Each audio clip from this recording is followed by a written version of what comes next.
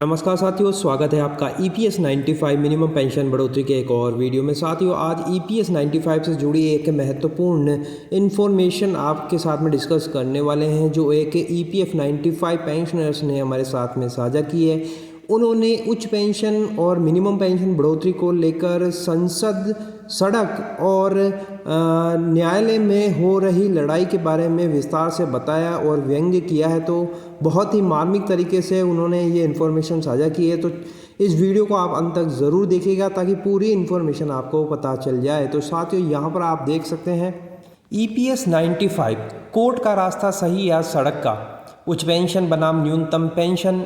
स्थिति तो अब यह है कि सब बेकाम नज़र आ रहे हैं, न्याय किसी से भी नहीं है। यानी कि यहाँ पर ये कह रहे हैं कि कोर्ट का रास्ता हो या फिर सड़क का, उच्च पेंशन यानी हायर पेंशन का मामला हो या मिनिमम पेंशन बढ़ोतरी का मामला हो, सब कुछ अब बेकाम नज़र आ रहा है। कोई भी रास्ता नज़र नहीं आ रहा है, न्याय कहीं से भी मिलता हुआ दिख नहीं रहा है। आगे लिख रहे हैं कि कोई समझने समझाने सामने नहीं आता। हर शीर्ष नेतृत्व यही सोचता है कि वो जो कर रहे हैं वही सही है, दूसरे जो कर रहे हैं वह सब गलत है। बेचारे सामान्य पेंशनर्स को सही गलत का पता ही नहीं लग पाता। उन्हें तो अपने पसंद और विश्वास के सारे भीड़ में पीछे चलते रहने की मजबूरी है।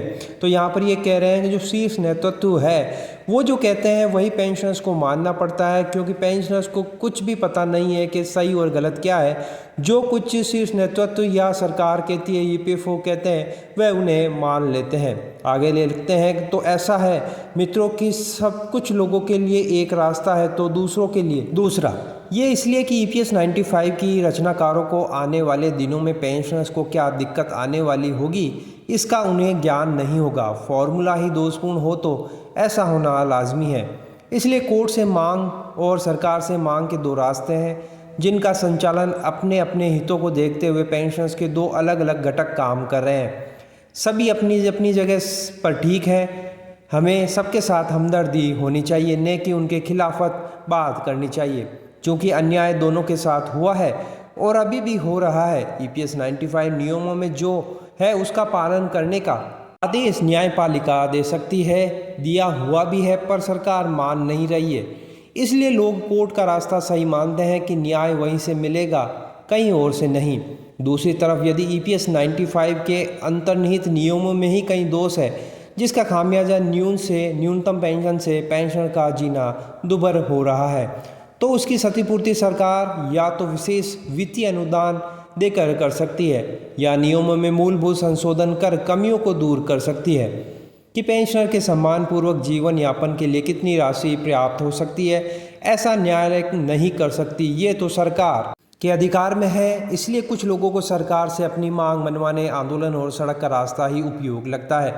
दुख है तो सिर्फ इतना कि काश सब इकट्ठे होकर संघर्ष कर पाते तो अच्छा होता। मुद्दा तो एक ही था, EPS 95। नतीजा सामने है, कहीं से भी किसी को राहत नहीं मिल सकी है। शायद इसे हमारा दुर्भाग्य कहें या ईश्वर की मर्जी। तो साथियों, यहाँ पर आप देख सकते हैं ये जो पेंशनर्स हैं ये कहना चाह रहे हैं कि दो अलग अलग गुट बढ़ चुके हैं। कोई लोग कोर्ट का रास्ता अपना रहे हैं, कोई सड़क और आंदोलन का रास्ता अपना रहे हैं, लेकिन कहीं से भी रिजल्ट नहीं मिल रहा है। ये भी कह रहे हैं कि पेंशनरों का भी दोष नहीं है, जो संगठन है उनका भी दोष नहीं, उनको जैसा उचित लगता है वैसा ही वह कर रहे हैं। क्योंकि जब सरकार से गुहार लगाई जाती है, EPFO अधिकारियों से गुहार लगाई जाती है, तो वहाँ से आश्वासन मिल जाता है। लेकिन जब आश्वासन क्रियान्वयन नहीं होता है तो फिर वे सड़कों की राह अपनाते हैं, आंदोलन करते हैं। क्योंकि बहुत सारे पेंशनरों के पास इतना पैसा नहीं है वे कि कोर्ट के दरवाजे खटखटाएं और कानूनी लंबी लड़ाइयाँ लड़ें। लेकिन अगर कोई सक्षम है तो वे कानून का रास्ता भी अपना रहे हैं, कोर्ट में लड़ाई लड़ रहे हैं। लेकिन वे ये कह रहे हैं कि अगर सारे संगठन एक साथ आ जाएं तो हो सकता है इसका कोई रिजल्ट निकल आए। लेकिन अब देख विडंबना यही है कि ऐसा नहीं हो पा रहा है, और यही शायद पेंशनर्स का भविष्य है, और ये शायद हो सकता है ईश्वर की मर्जी है। तो साथियों, ये आपको ये इन पेंशनर्स की राय, इनका जो लिखा इन्फॉर्मेशन है, आपको कैसा लगा? आपकी राय कमेंट बॉक्स में ज़रूर बताइए। आप क्या सोचते हैं, क्या कुछ हल निकल सकता है? आप क्या सॉल्यूशन दे सकते हैं? अपनी राय कमेंट बॉक्स में ज़रूर बताइए ताकि उसको हम वीडियो के माध्यम से सबके साथ में शेयर कर सकें। वीडियो अच्छा लगा तो लाइक शेयर ज़रूर कर दीजिए। इसी तरह की इन्फॉर्मेशन प्राप्त करने के लिए आप चैनल को सब्सक्राइब ज़रूर कर लीजिए। तो फिर मिलते हैं, तब तक के लिए अपना ख्याल रखिए। जय हिंद, जय भारत।